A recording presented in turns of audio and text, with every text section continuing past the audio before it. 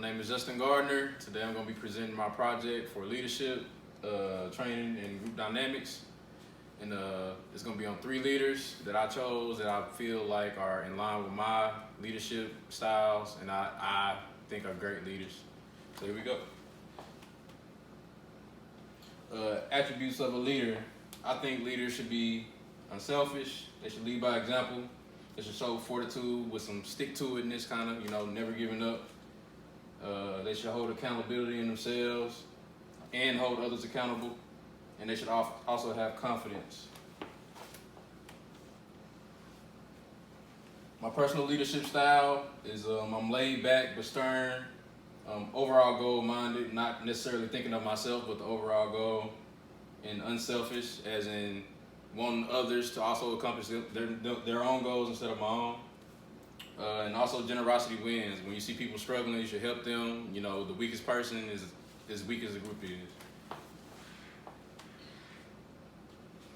So for my first leader, I chose Steve Cook. Steve Cook is a bodybuilder and fitness model. Athletic beginnings. His father was an athletic director. He comes from a very athletic family. He's the middle child of 7 children. His father used to take him to the track and make him work out when he was a child to give him some discipline. In high school, he broke weightlifting records. He was part of the football team. Some of those weightlifting records still stand to this day. He went to Dixie State University after high school, where he played linebacker for the football team. And he also had aspirations to become a professional football player. At the end of college, he suffered an injury that kind of hurt his professional football dreams. He was also married in college, and after the injury, he kind of went into a depression, and that led to him going through an ugly divorce. It led to more depression, and to get himself out of the depression, he leaned on the one thing that he loved, which was bodybuilding. So bodybuilding.com, which is a very big bodybuilding website. They had a star search kind of thing where they were looking for the next spokesperson, and he entered the competition. He won the competition, and that's where his career took off from there. So since then, he's won numerous bodybuilding awards, and he's also had sponsorships from places like Gymshark and other supplement companies. He has varied training styles. He doesn't just stick to one thing, which is something I like. He goes through powerlifting, traditional bodybuilding. He does plyometrics, yoga, you name it. And he does it because he thinks that you should never just stick in one place. Complacency kills. His leadership style is he leads by example. He likes to do things that are different because he thinks everybody should. He doesn't tell you to do it, he does it himself. He's very open-minded, and he likes to take other people's opinions. He's not, not one way and one way only. He's not that type of guy. He's also a nice guy. My next leader, there's a picture of him. My next leader is Denzel Hayes Washington. Denzel Washington was born in Mount Vernon, New York in 1954. He was born to a Pentecostal minister father and a beautician mother. At age 14, his parents divorced, which made him kind of go down the wrong road a little bit, so his mother sent him to military school to get some discipline, which was the Oakland Military School. After high school, he went to the Fordham College, where he got a BA in journalism and drama. And he also found his love for acting at a summer camp where he was a creative director. He's married to Pauletta Washington, who is also an actress, and he has 4 children. His wife, son, and daughter are all actors. As far as movies, he's starred in numerous Academy Award nominated movies and also several other awards. He himself has won Best Supporting Actor Academy Award for the movie Glory, and also a Best Lead Actor Academy Award for the movie Training Day.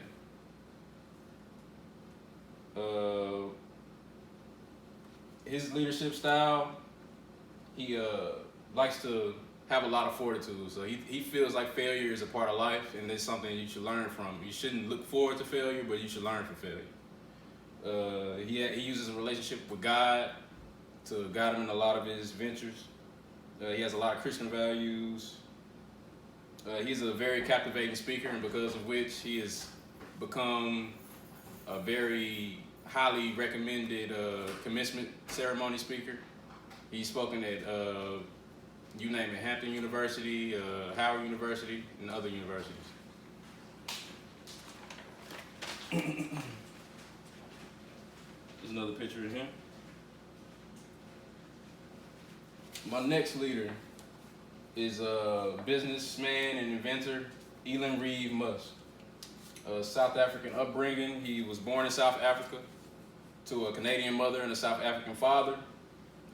He fascination with technology. He became fascinated with technology at the age of 10. He taught himself to program at the age of 10. By the time he was 12 years old, he was already programming games. He programmed his own game called Blastar, and this was in the early 90s. College years.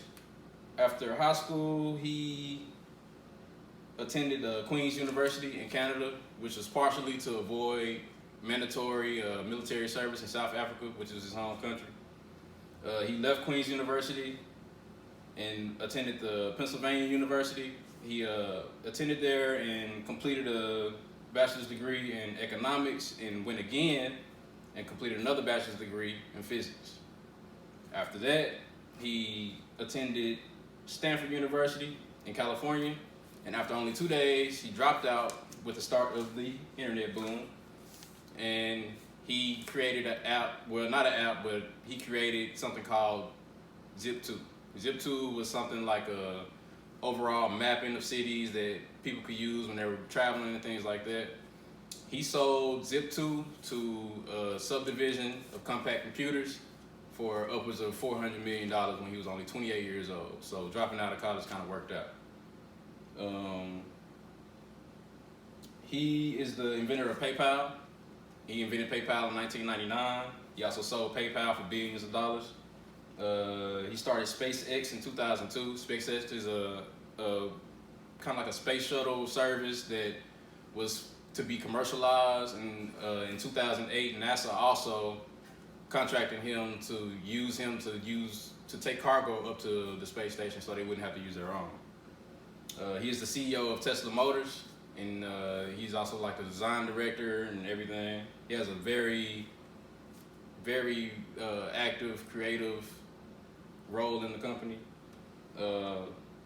He has the Hyperloop theory. So the Hyperloop is an underground railroad kind of system.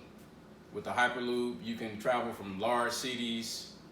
You would be able to travel from large cities underground in kind of like a compressed chamber with pods and upwards of 700 miles per hour. And it will also be cheap, energy efficient, and energy renewing. So it will be completely electric and will not run off gas.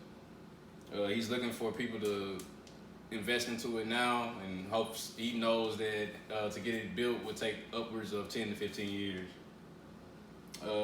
I think that his leadership style is effective because he looks to help the world. He's not selfish. Even his patents for his engines with Tesla, they're all public. So other motor companies can take his ideas and use those so that they can also have energy efficient engines.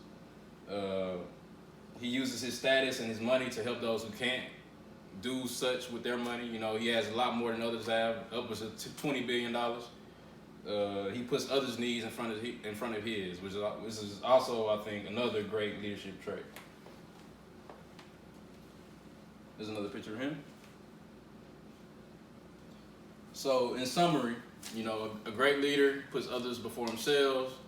They work to, you know, perpetuate the greater good, and he also always does the right thing. You know, they have to be steadfast, learn from failure, and always keep an open mind.